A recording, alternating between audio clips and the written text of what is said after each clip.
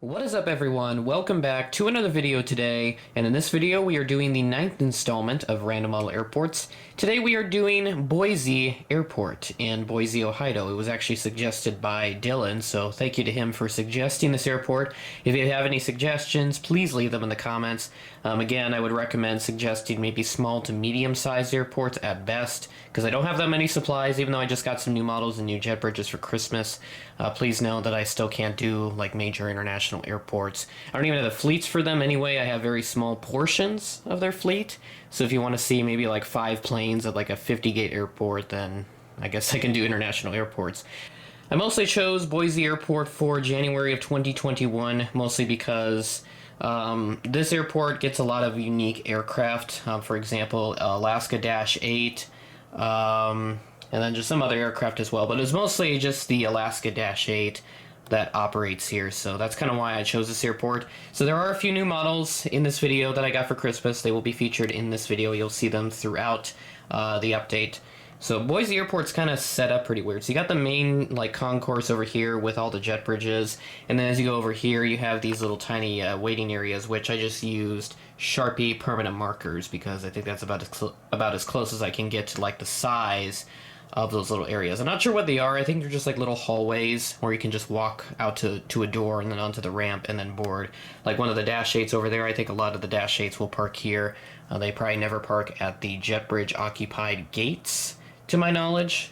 But there's one exception. There's a random Alaska 737 out here. So we'll start over here at this concourse, which I believe is a Charlie concourse, and then we'll then hop over to this concourse, which I believe is a Bravo concourse, I think. So apologies if I have some sort of inaccuracy with how I'm representing the airport. It's not going to be the best, but I think it will certainly do for this one-off update. So go ahead and get started. At Gate Charlie 12, we have this Alaska 737-800 that arrived in on a flight from Seattle just before 2 o'clock. He's about 13 minutes ahead of schedule, so pretty good for him. I don't know why they park out here at this gate. You'd think they would occupy one of these gates over here at the Bravo concourse, but apparently he just likes to sit out here. And the only jet bridge that's out here is actually for, I believe that's Charlie 11. So again, gate areas where, you know, how they're laid out and everything, they're probably not perfect, but I think it'll work for me. So this Alaska right in from Seattle at about 2 o'clock. And the actual registration was November 569 Alpha Sierra, which is actually not far off from the NG, which is 565. So hopefully one day I will run into an occurrence in which the exact registration of a model is used in these random model airport updates, or even in any airport update for that matter, because those are always pretty cool to have. So we'll move on to the next aircraft. I believe the Alaska Dash 8s occupy Gate Charlie 1, but I have no idea where it is. I couldn't even see anything on the map, because I always use Google Earth to build these airports, so they're probably going to contain some inaccuracies, because satellite imagery, that very rarely updates, especially in like smaller cities like Boise, for example, even though it's not really that small of a city, because it has an airport, I think, maybe twice the size of Sioux Falls in terms of like how many gates it has, but so I put this Alaska Dash 8 at Charlie 2. This is one of my new models. This is the retro livery Dash 8 Q400. The actual aircraft that I'm using was just a standard livery Alaska Dash 8. Hopefully I can find one of those, but I think those are quite rare. But I was at least happy to pick up this retro livery Dash 8, so it does fill in that gap. He also arrived in on a flight from Seattle, a bit of a different time than the 737. You have already seen that info. I can't really recall it off the top of my head, as I've got, because the device I'm using to take screenshots of the flight radar info that's currently charging in another room right now, because eek, the battery died on it. So that's all the planes at this concourse. Not much going on here. I'm not sure if this airport gets more action in this part, in this Charlie concourse, but probably because of the current situation, that's probably not the case, as much as the Bravo concourse over here. So obviously there's going to be a lot of flights that will appear at like different times and other flights, but I just put them in here to make the updates last longer. So we're going to start off at this gate, which I believe is Bravo 10, I want to say. Arriving about 17 minutes ahead of schedule is this United Airbus A319 at gate Bravo 10. The actual aircraft that was operated on this flight was the one in the old Continental Globe livery, but I'm just using this one in the new livery just for the sake of it, because that's all I have. All the flights I'm using in this update, they are represented on Friday, January 1st, which is New Year's Day. I'm recording this a little bit early just because I just want to get this out of the way. But he's one of about 2 aircraft with the new livery at the Bravo concourse, because there's an Embra right next to him. and it's this Embraer ERJ-175. I've arrived on a flight from Chicago. This actual aircraft was 613 in the new livery, thankfully, so this is a bit realistic. It's supposed to be at gate Bravo 10, but since I got this United occupying this gate, I decided to put it over here, just for the sake of the video length, which is probably already starting to run a little bit longer than normal. And no, there's actually one more United aircraft. It's a little bit of ways. So we'll move on over to the pair of Southwest we got, which look really nice. At Bravo 15, we have this Southwest 737-700.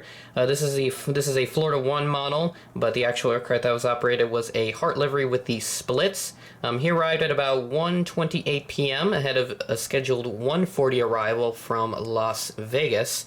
So I don't know if anybody's going to even do a 737-700 splits, because I think the wing is pretty similar on an 800, so you think that Gemini would just swap out the 800 mold and then just do a 700 with splits. So that'd be pretty cool to see. So we'll see what ends up happening in the near future. Once again, you cannot tell me just how happy I am to have this aircraft in my collection. This is one of my new Christmas arrivals, a Southwest 737-700 in the Canyon Blue livery. So the actual aircraft that was operated on this flight, it was actually a Heart livery example, and I believe this exact aircraft is also in the Heart livery now. So this guy landed at about 3:17 ahead of a 3:35 scheduled arrival from Oakland as flight 3020. So again, another early arrival, so that's pretty cool to see. Unfortunately, the streak of early arrivals ends with this American Airbus A319. This aircraft arrived a bit late, just past 3:30, behind a scheduled 3:09 arrival from Dallas.